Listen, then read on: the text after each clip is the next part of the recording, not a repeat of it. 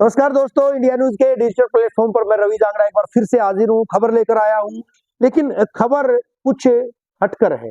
उन लोगों के लिए परेशानी भरी खबर है जो इस बात की बाट जो रहे थे कि जल्द से जल्द भिवानी के विनोद गेट इलाके में, कृष्णा कॉलोनी पार इलाके में जो लोग ओवरब्रिज की बाट जो रहे थे, वो ओवरब्रिज अभी तक नहीं बन पाया है। और हैरानगी की बात यह है कि जो ओवरब्रिज 2 साल में जिसका निर्माण कार्य पूरा होना था, 4 साल में उसका निर्माण कार्य महज और महज 60% ही पूरा हुआ है। कभी कोई दिक्कत, कभी कोई परेशानी, और एक बार फिर से एक बड़ी दिक्कत आई है कि 25 फीट गहरे जो सीवर लाइन का फिलर था, उसके निर्माण कार्य में कहीं बाधा आई है और उस वजह से जो मुश्किलात पेश आ रही है।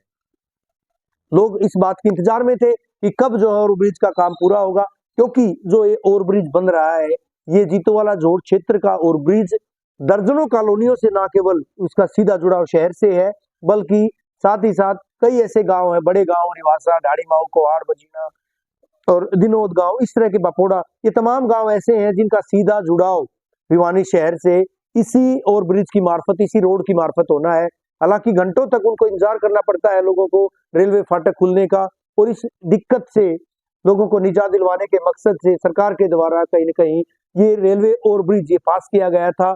25 करोड़ की लागत से ये जो ओवरब्रिज बनना है, पुल का जो निर्माण कार्य होना है, 600 मीटर लंबा ये पुल बनना है, इसका निर्माण कार्य होना है। इस पर जो है तमाम जो कसरत किए जाने के बावजूद अभी तक 60% काम पूरा हो पाया है, और इस वजह से बड़ी जो तादाद में करीबन 50,000 से ज्यादा आबादी लाइन पार क्षेत्र में रहती है, जिनका अक्सर आना जाना रहता, आवागमन रहता है, उनको बेहद परेशानियों से रूबरू होना पड़ता है। स्थानीय स्तर के लोगों के लिए खबर बड़ी है, क्योंकि उनको अभी और इंतजार करना पड़ेगा, इंतजार उनका लंबा होने जा रहा है। बहरहाल 2 साल पहले जो काम पूरा हो जाना चाहिए था, 2020 में इसका निर्माण कार्य शुरू किया गया था। उसके बाद कुछ अड़चने आई थी, कुछ मकान जो मालिक थे उनके द्वारा स्टे लिया गया था, वो स्टे हटने के बाद मकानों को गिराया गया था, हटाया गया था। उसके बाद कुछ और दिक्कतें पेश आई थी, कभी कोई एनओसी, कभी कोई दिक्कत, उन दिक्कतों पर भी पार पाया गया था। और अब जो सबसे बड़ी दिक्कत आई है, 25 फीट गहरे जो अगर मैं बात करूं सीवर लाइन के कारण ये दिक्कत आई है, उसका फिलर जो है वो निर्माण में जो है बाधा उत्पन्न कर रहा है, और इस वजह से कहीं न कहीं अब लोगों को और इंतजार करना पड़ेगा।